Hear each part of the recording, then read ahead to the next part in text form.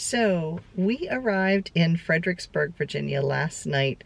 I didn't film it because we got in later in the evening, well, late afternoon, early evening, and we didn't do much. We just went to Chick-fil-A for dinner because it was Friday night, it was crowded, and yeah, we didn't feel like dealing with it, and it was crowded enough just going to the Chick-fil-A. So today is Saturday, and I dropped Dave down around the corner at a coin show that's going on. He likes to go look at stuff like that. So he is there, and I've got a couple hours to kill, so I went to Hobby Lobby. So I'm going to insert footage. If you're not familiar with Hobby Lobby, they're huge. They have all kinds of like home decor. They were running Christmas and fall stuff 50% off. I didn't buy any. I'm trying to get rid of things, not have more, even though a lot of the stuff really looked pretty. Yeah, they had a lot of stuff in buffalo check that I really liked.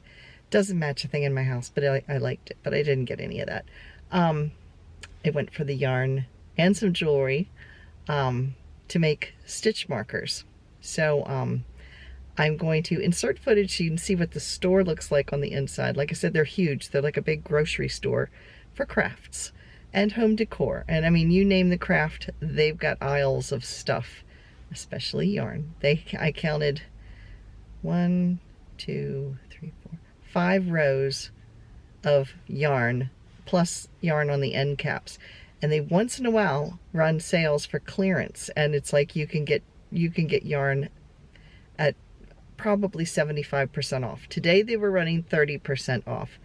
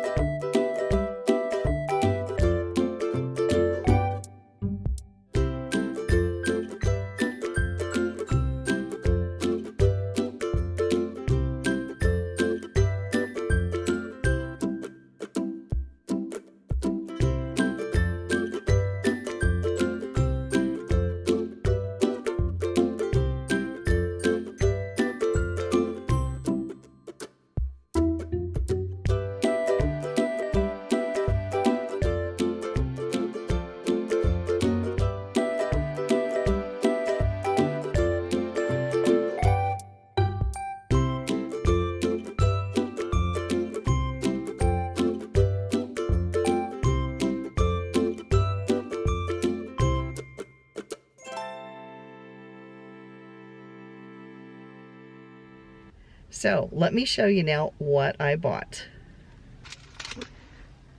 I got some of these little stitch markers to use with these. So I can get it to focus. There we go. They're little iridescent flowers, and I'm going to make them into stitch markers and sell them in Etsy. So I'm going to use these, and I'm going to match them to the flowers.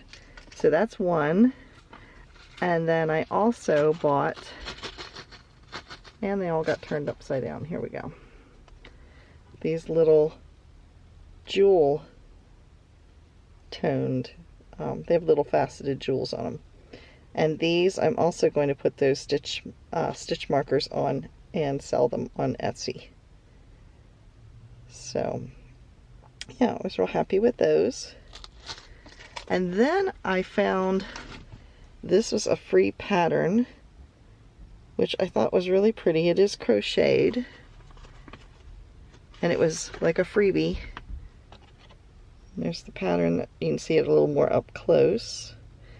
And then they also have this scarf, which I would not make. To me that looks like a clown scarf with the little puffy things on it. So no thank you to the scarf, but I do like the shawl. Now I also bought some yarn. I bought 2 packs of these.